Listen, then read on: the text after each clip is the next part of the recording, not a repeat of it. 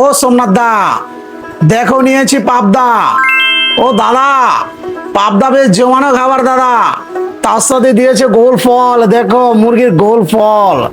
শুধু কি তাই, আরো দিয়েছে লোদে পাঙ্গাস দিয়ে রান্না করা হয়েছে দাদা। আসো একদিন, তুমি তো কলকাতা থাকো দাদা, তোমার ভিডিও বেশ দেখি আমি, তুমি জমকেশ খাও। তো চলো, একটু কথা বাড়াবো না বুঝলে, খাবারটা কিন্তু যা হয়েছে না, এখন খাবো উড়ো ধরো। তো চলো শুরু করে দেই নাকি সোমনাথ দা? প্রথমে ওই গোল ফলটা দিয়ে শুরু করি দাদা, কি বলো তুমি? হ্যাঁ, তুমি খাও, তোমার খাবার দেখে আমার যা লাগে না, এই জন্য আমি বসে থাকি না, আমিও কিন্তু খাই। বিসমিল্লাহ করে, বিসমিল্লাহ ওয়ালা বারাকাতিল্লাহ। হম, কি ও যা দিয়েছো, বাহ বাহ, ডিমের সাথে একটু লদি নিয়ে নেই।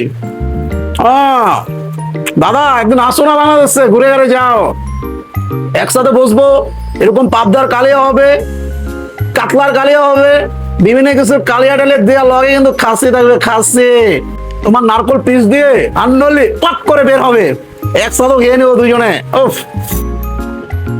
যা রেঁধেছো, ফাটাই দিছো, বেশ রান্না হয়েছে। আহ দাদা আসো আসো, একদিন আসো। পাবদার পাতুরি খেলে বেশ পরাণ জুড়িয়ে যাবে, বয়স কমে যাবে তোমার। এই কোথাকার পাবদা জানো? বাওরের, বাওরের। সকাল সকাল বাজার থেকে নিয়ে আসলাম, একদম টাটকা নড়ছে, সেরকম করে নিয়ে আসলাম, সেরকম করে রান্না করছে। বাহ, তা দাদারা বলি কি, আমার মতো খাবা, বেশি বেশি খাবা, যা বাবা তাই খাবা, তবে খাবারটা হালাল করে খাবা। আল্লাহ হাফিজ।